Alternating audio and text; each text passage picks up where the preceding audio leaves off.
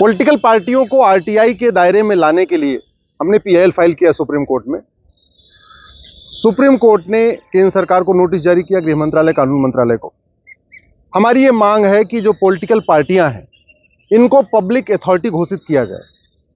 Public authority इसलिए घोषित किया जाए क्योंकि देश की शासन व्यवस्था इनडायरेक्टली पॉलिटिकल पार्टियां ही चलाती हैं।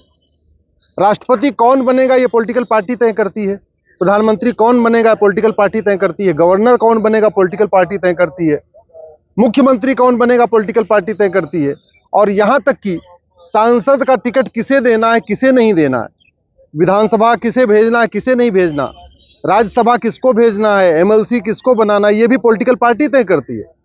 तो अगर आप देखें तो इनडायरेक्ट वे में पूरा का पूरा जो हमारा गवर्नेंस है, पूरा का पूरा हमारी जो शासन व्यवस्था है, इसको पॉलिटिकल पार्टी चलाती है।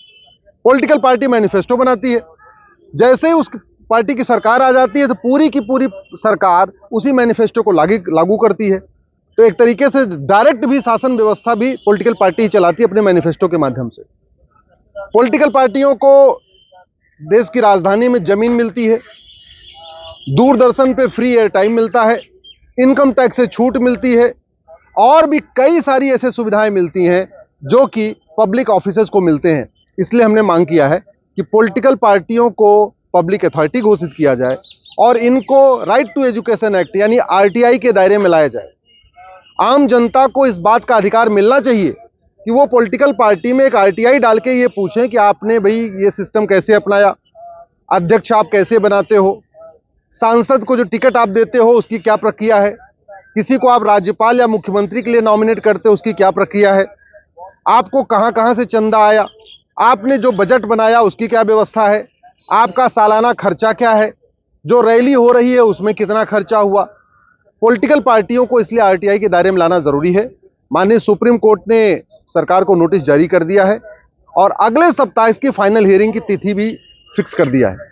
अगले सप्ताह इसके ऊपर फाइनल हियरिंग हो जाएगी और हमें पूरा भरोसा है कि देश की सभी पॉलिटिकल पार्टियां, चाहे वो समाजवादी पार्टी हो, चाहे बहुजन समाज पार्टी हो, चाहे आम आदमी पार्टी हो, चाहे कांग्रेस हो या तृणमूल कांग्रेस हो, चाहे वो डीएमके हो, चाहे अब्दुल्ला की पार्टी हो, चाहे महबूबा की पार्टी हो, चाहे स्टालिन की पार्टी हो, चाहे राजा की पार्टी हो, चाहे कनिमोझी की पार्टी हो, किसी की पार्टी हो, प्रत्येक पॉलिटिकल पार्टियां आरटीआई के दायरे में आएंगी और देश को तब पता चलेगा इन पॉलिटिकल पार्टियों की फंडिंग कहां कहां से हो रही है, कितनी फंडिंग हो रही है, इलेक्शन के दौरान कितना खर्चा करते हैं, कितनी फंडिंग कैश में आ रही है, कितनी फंडिंग चेक से आ रही है, कितनी फंडिंग सीधे ट्रांसफर हो रही है, भारत के अंदर से फंडिंग हो रही है या विदेशों से फंडिंग हो रही है।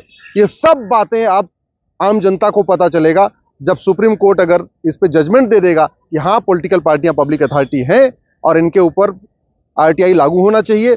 वैसे भी सुप्रीम कोर्ट खुद आरटीआई के दायरे में आ चुका है, हाई कोर्ट आरटीआई के दायरे में आ चुके हैं, इवन कई सारे जिमखाना क्लब आरटीआई के दायरे में आ चुके हैं।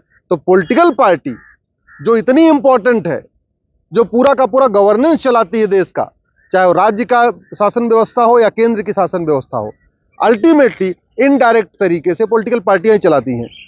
मुझे लगता है कि पॉलिटिकल पार्टियों को आरटीआई के दायरे में लाने के बाद बहुत ज़्यादा ट्रांसपेरेंसी आएगी।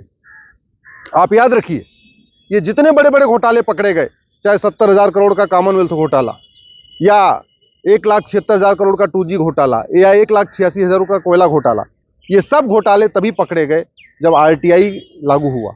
आरटीआई जब से 2005 में आया है उसके बाद बहुत घोटाले पकड़े गए, अगस्ता घोटाला, नेशनल हेराल्ड घोटाला, बहुत सारे घोटाले पकड़े गए। तो पॉलिटिकल पार्टियां जो बहुत ज्यादा इस समय काले धन को सफेद करती हैं, बहुत सारी पॉलिटिकल पार्टियां हैं वो जो इसी काम के लिए खुली हैं। इस समय भारत में लगभग 2000 पॉलिटिकल पार्टियां हैं, चुनाव लड़ती हैं मुश्किल से 200, यानी 1800 पॉलिटिकल पार्टियां केवल इसलिए रजिस्टर हो रखी हैं कि वो लोगों से काला धन लेती हैं, उसमें कुछ कमीशन काटती हैं और कमीशन काट के उसको सफेद कर देती हैं। एक तरीके से ब्लैक को व्हाइट करने का धंधा हो गया है। अभी कुछ दिन पहले इनकम टैक्स का छापा पड़ा पॉलिटिकल पार्टी पे, पता चला वो चुनाव नहीं लड़ती है, 100 करोड़ के आसपास वो ले चुकी है। तो लगभग 1800 पॉलिटिकल पार्टियां हैं जो केवल काला धन को सफेद करने के लिए बनी है। इनकम टैक्स छूट का भी लाभ उठा रही हैं, चुनाव लड़ती नहीं है, बस रजिस्ट्रेशन करा लिया है और ब्लैक को व्हाइट कर रही हैं। तो जब ये आरटीआई आ जाएगा तो उन पॉलिटिकल पार्टियों पर भी लगाम लगेगी, पॉलिटिकल पार्टियों की मनमानी रुकेगी चुनाव किसका कैसे करते हैं उसके बारे में देश को पता चलेगा। और मुझे लगता है कि अच्छे लोग, जब पॉलिटिकल पार्टियों की सफाई होगी, गंदी पॉलिटिकल पार्टियां खत्म होंगी, पॉलिटिकल पार्टियों में ट्रांसपेरेंसी आएगी, अच्छे लोग संसद में जाएंगे, अच्छे लोग विधानसभा में जाएंगे। इसलिए मुझे पूरा भरोसा है कि सुप्रीम कोर्ट बहुत जल्दी ही अपने जजमेंट के द्वारा देश की सभी पॉलिटिकल पार्टियों को आरटीआई के दायरे में ला देगा।